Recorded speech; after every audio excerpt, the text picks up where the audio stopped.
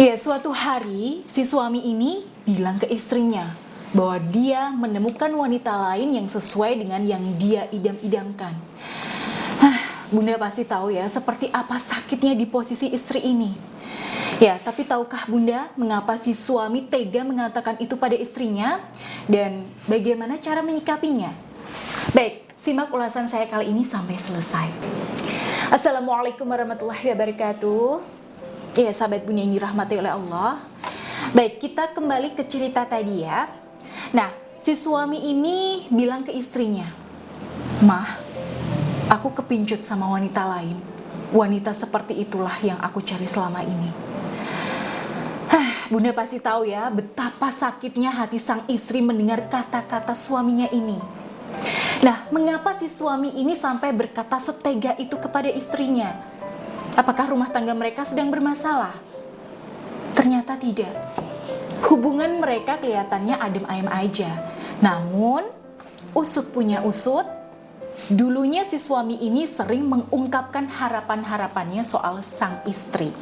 Ya, entah itu soal penampilannya, cara bertutur katanya, yang menurut si suami ini perlu diperbaiki.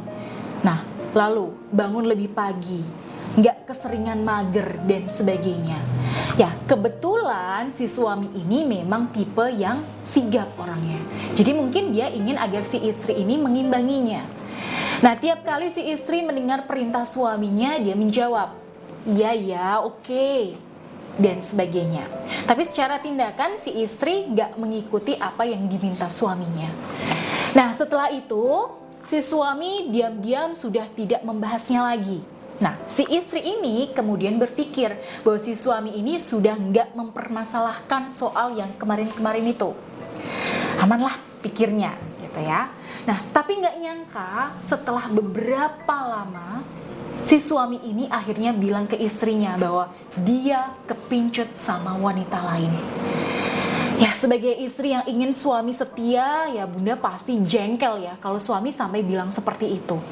Tapi dari cerita tadi, di saat yang sama Bunda mungkin mulai paham ya, mengapa si suami sampai tega bilang seperti itu. Nah, kalau Bunda menemukan kasus suami semacam ini, ya Bunda perlu tahu bahwa suami ini bahasa cintanya adalah pelayanan.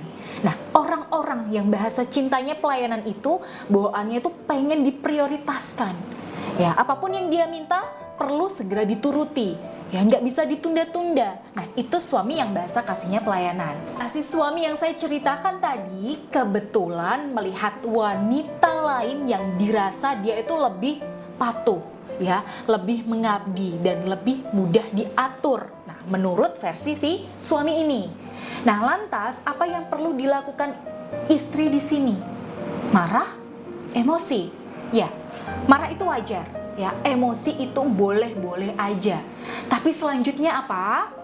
Ya, kalau suami Bunda termasuk tipe pelayanan, saya sarankan sebaiknya Bunda berusaha menyamakan frekuensi dengan suami melalui jalur pelayanan. Nah, cara untuk bisa masuk ke hatinya itu bukan dengan sebatas kata-kata cinta, kemesraan ya, tapi lebih ke tindakan nyata.